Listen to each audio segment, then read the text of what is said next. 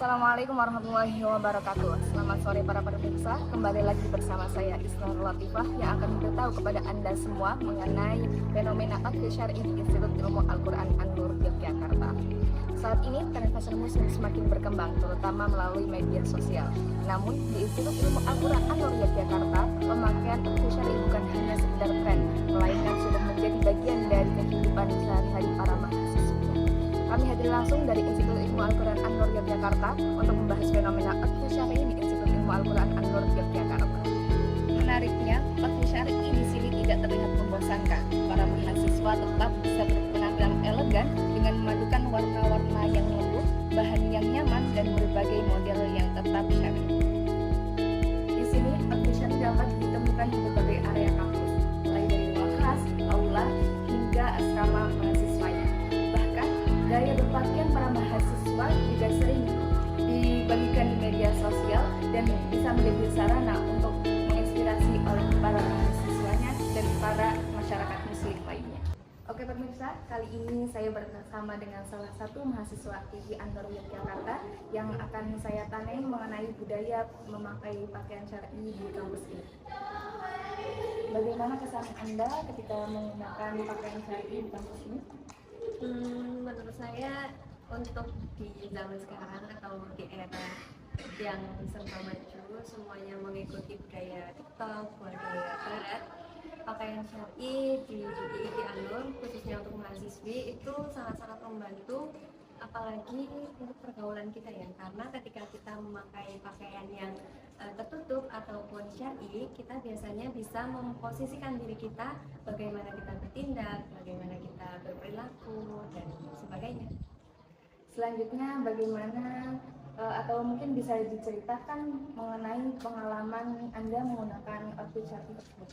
Oke, jadi mungkin selama saya kuliah di sini tidak semuanya ya yang menggunakan outfit syar'i ataupun pakaian-pakaian yang sangat-sangat syar'i. Mungkin banyak juga yang menggunakan kemeja dan lain-lain. Tapi itu tidak bisa kita bilang tidak syar'i karena yang kuliah di sini pun menurut saya yang memakai kemeja ataupun blus dan lain-lain itu juga sudah merupakan pakaian-pakaian yang tertutup dan sopan. Dan pengalaman saya yang paling berkesan adalah ketika ada salah satu kelompok ataupun tempat yang itu tuh benar-benar tidak diperbolehkan menggunakan pakaian